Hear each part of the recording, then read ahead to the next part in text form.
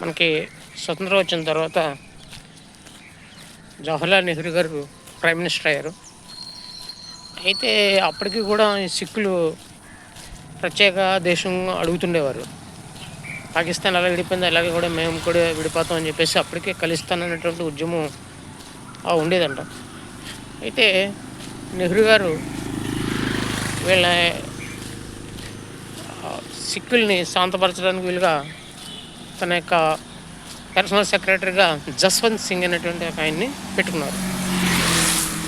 అయితే వీళ్ళు నెహ్రూ గారు అమెరికా నుంచి ఆహ్వానం వచ్చింది. ప్రపంచ దేశంలో ఉన్నటువంటి అతిపెద్ద దేశాలుగా ఉన్నటువంటి రష్యా, చైనా, జపాన్, అమెరికా, ఇటు ఫ్రాన్సు, బ్రిటన్ ఇలాంటి కొన్ని ప్రముఖ దేశాలన్నీ కూడా సమావేశం జరుగుతుంది.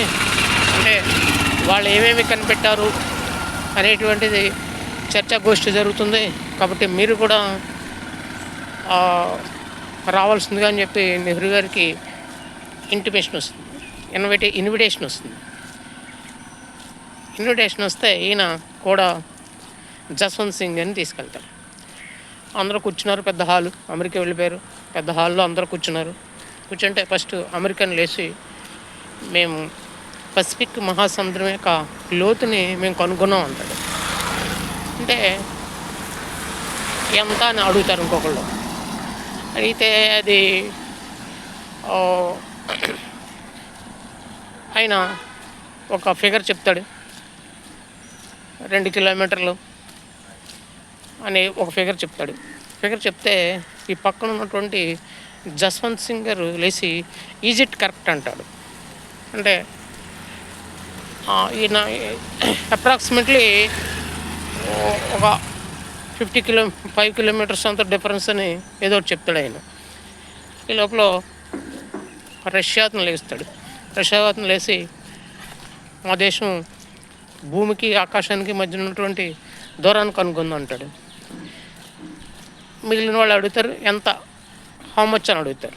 అడిగితే ఆయన ఇన్ని కిలోమీటర్లు అని చెప్తే పక్కన ఉన్నటువంటి జస్వంత్ సింగ్ ఈజిప్ట్ కరెక్ట్ అంటాడు. No, approximately 4 kilometres 5 kilometres difference అని చెప్తాడు ఆయన. వీళ్ళు ప్రతిదీ చెప్పినాయి కరెక్ట్గా చెప్పకుండా అప్రాక్సిమేట్లీ అంటున్నారు అని చెప్పి జస్వంత్ సింగ్ గారికి కోపం వచ్చేస్తుంటుంది అనమాట.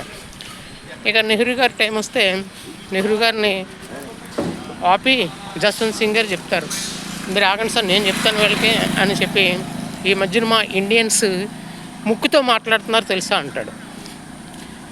అంటే ఇదేంటి ముక్కుతో మాట్లాడడం ఏంటి ఇండియన్స్ అని ఆశ్చర్యపోయి ఈజిప్ట్ కరెక్ట్ అని అడుగుతారు వాళ్ళు.